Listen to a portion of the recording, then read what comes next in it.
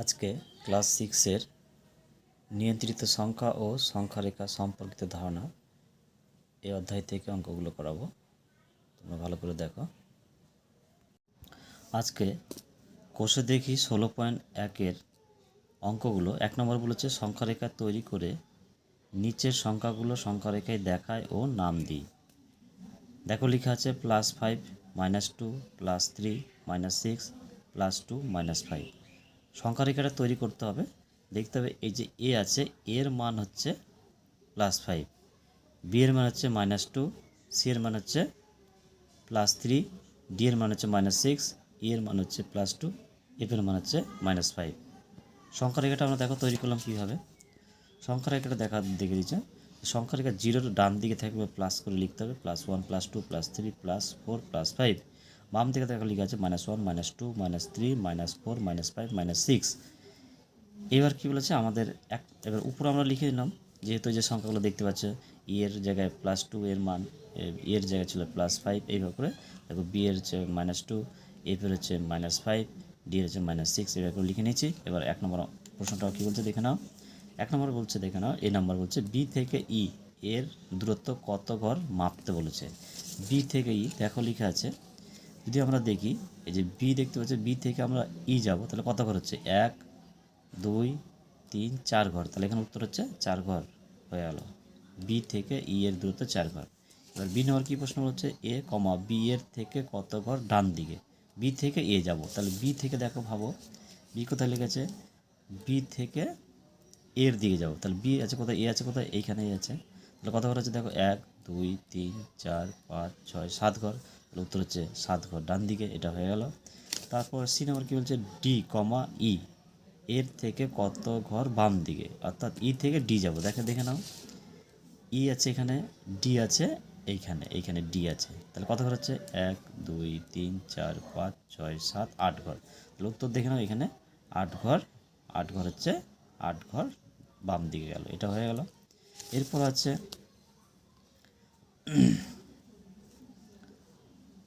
D নম্বর, দেখো D কমা F এর থেকে কত ঘর বাম দিকে মেপে দেখি, অর্থাৎ এফ থেকে ডি যাব। দেখতে পাচ্ছ এফ থেকে আমি ডি ঘর যাবো, তাহলে 1 ঘর। তাহলে দেখে নাও এখানে ডি কমা এফ এর থেকে 1 ঘর বাম দিকে, আমরা এটা হয়ে গেল বাম দিকে। এবার ই নম্বর কী বলছে এ ও এফ এর ঘরে যে সংখ্যা দুটো আছে তাদের মধ্যে সম্পর্ক কী।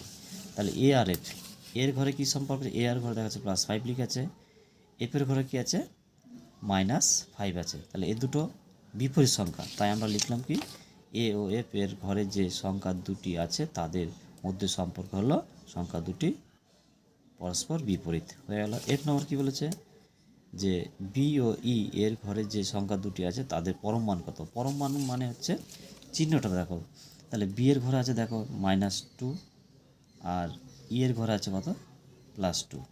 তাহলে এখানে দেখো বি এর -2 আছে, বি এর ঘরে -2 আছে, তাহলে এর পরম মান হচ্ছে 2 হবে, খালি চিহ্নটা হবে না। এফ এর ঘরে হচ্ছে -5, তাহলে এর পরম মান কত হবে 5। তাহলে আমরা দেখে নিতে পারি যে এফ এর ঘরে দেখো এফ এর ঘরে -5 ছিল আর বি এর ঘরে ছিল -2, তাহলে এর পরম মান হচ্ছে চিহ্ন বাদে হবে, বি এর মান হচ্ছে পরম মান 2 আর এফ এর মান হচ্ছে 5। এখন 2 নম্বরের অঙ্কগুলো করব। নিচের রাশিগুলো কি বোঝায় লিখি, অর্থাৎ নিচের রাশিগুলো দ্বারা কি বলতে কি বোঝায় এটা যদি থাকে তাহলে আমরা কীভাবে অঙ্কটা করব। দেখো লেখা আছে এ নম্বর -10 টাকা লাভ, মানে দুই জায়গায় চেঞ্জ করতে হবে। এখানে মাইনাসটাও চেঞ্জ করব আর লাভটাও বিপরীত, অর্থাৎ বিপরীত লিখবো।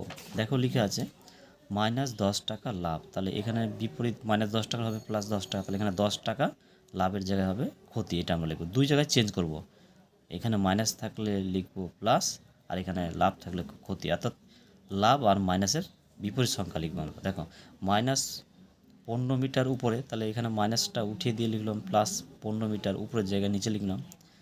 পরেরটা দেখো -36 গ্রাম কম, তাহলে মাইনাসটা কী লিখলাম বাদ দিয়ে 36 গ্রাম কম ছিল, এখানে বেশি হয়ে গেল। -15 মিটার 18 মিটার পূর্ব দিকে, তাহলে এখানে 18 মিটার পশ্চিম দিকে। -23 টাকা জমা, তাহলে 23 টাকা ব্যয়। 5 কিমি দক্ষিণ দিকে, তাহলে হচ্ছে 5 কিমি উত্তর দিকে, অর্থাৎ দক্ষিণের বিপরীত উত্তর দিকে। এইটুকু অঙ্ক থাকলো আজকে।